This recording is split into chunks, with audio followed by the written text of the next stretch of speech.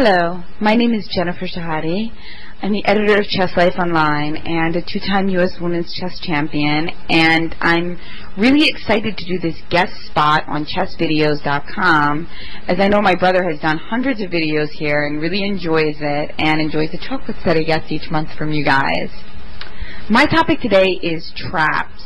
This is a term that has always interested me in chess because it refers to a lot of things, right? Like trapping the king is checkmate, and then also opening traps are usually things that you prepare at home, or a trap sometimes refers to a psychological ploy you made in the middle game. But to me, a trap has always meant more checkmating a piece. And the openings that you play really determine what kind of traps you're more likely to get into. For me, I play the Grunfeld and the Najdorf, so a lot of times I see myself taking pawns on A2 or B2 and having to worry about getting my queen trapped. I know a lot of other players, they see more bishop and knight traps, which are also very common. So the first game I want to show you is from a game at the New York Masters, which is a tournament that my brother organized at the Marshall Chess Club for a few years, and it was held every Tuesday night. Many grandmasters showed up to the tournament, and you had to be at least 2,200 or a talented junior to get in. So these tournaments were very strong, and even rated between 2,300 and 2,380. I was generally paired up in round one, often to the highest rated player of the tournament. In this case, I was playing against a grandmaster by the name of Igor Nabokov. He hasn't been playing as much in recent years, but a few years ago you always saw him at these tournaments at the Marshall and major opens. He always plays d4, so I wasn't too surprised by the beginning of the game. At this point, I was mostly playing the Grunfeld, although I was never that excited about it. There were a couple of things that annoyed me about the Grunfeld. I felt like in a way it had the worst of both worlds to it, in that if your opponent did have time to prepare for you in the Grunfeld, they could choose from a number of lines, you know, from the really sharp Russian variations with Queen b3 to the long-winded exchange variation to more quiet things. And, you know, if they didn't have time to prepare or hated the Grunfeld, they could just say, you know, screw this and play knight f3 on move 1 and, you know, avoid the Grunfeld entirely. The really defining characteristic of the Grunfeld requires white's cooperation, and I think in that way it differs from a lot of other defenses. See, if white here does not play knight c3, if white plays knight f3, then when d5 is played, this isn't really a Grunfeld, because white can gain a tempo on the queen with knight c3 here, or if you take back with a knight, you can also gain a tempo with e4.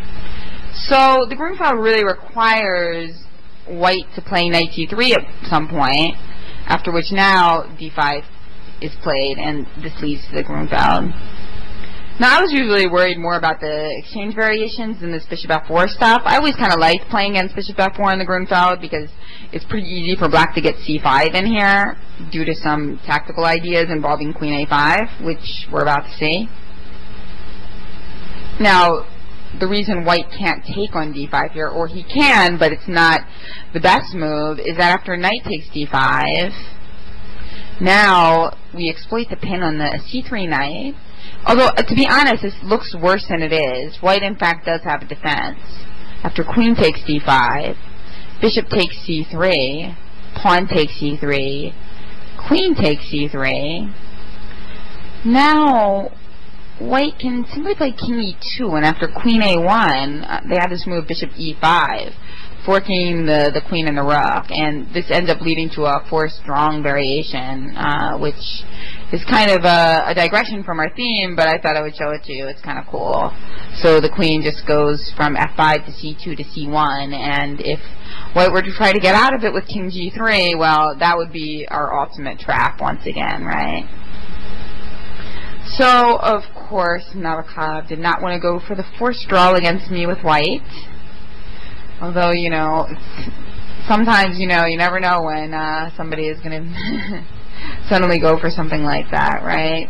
So you always have to, make sure that your openings, if they do allow for these types of forced draws, you have some kind of way to diverge if you need the full point. If you're desperate for the full point for some kind of, tournament standing reason. And in any case, he played rook c1, bolstering his knight on c3 and making variations like that less dangerous for me. So, I had to take on c4 here. And now, after bishop takes c4, here I should castle, but instead I played queen takes c5, hitting the bishop on c4, and then Igor played knight to b5. Well, that's an annoying move, because there are two major threats going on here. First of all, he's threatening knight to c7 check, just forking.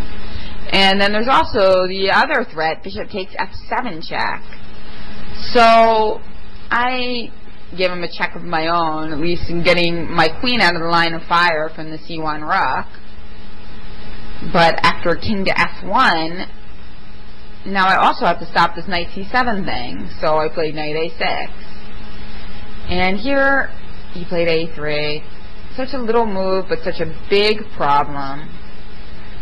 See, if I take on b2, he just traps me right away, and this is actually a really common kind of configuration with the queen just being trapped because of the rook on b1 and all the other squares being covered. This kind of reminds me of a Najdorf position more than anything, and the poison pawn variations on b2. And yeah, this is very, very typical. But the way that I did end up getting trapped was a little bit more unusual. After queen to a5, well, what do you think Igor did here? And of course you can pause your computer if you want to take a little time to think about it. So Nabokov, he played bishop to c7. Oops. So when I guess I resigned in this position. I don't see any more moves. Unfortunately for me, if knight takes c7, I'm getting into some serious problems here.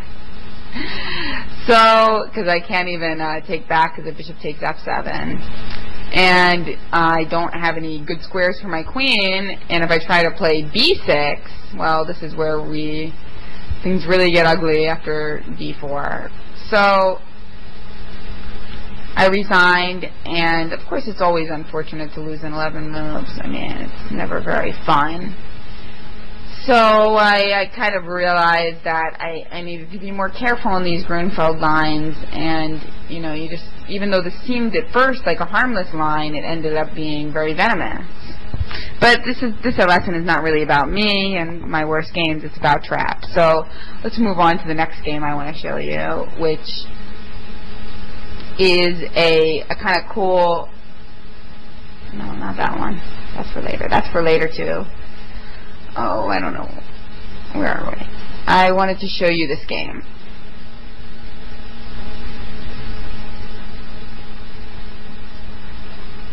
Well, here, this is a cool one. I wasn't even necessarily going to show you this one, but this is cool because normally you see these queens getting trapped with rooks, especially in those poison pawn and Grunfeld variations, but you always got to watch out for when you're attacking really hard and you block off your queen with the h-pawn. I see this kind of thing happening a lot, that you're attacking and you get your queen in your enemy's territory and you start pushing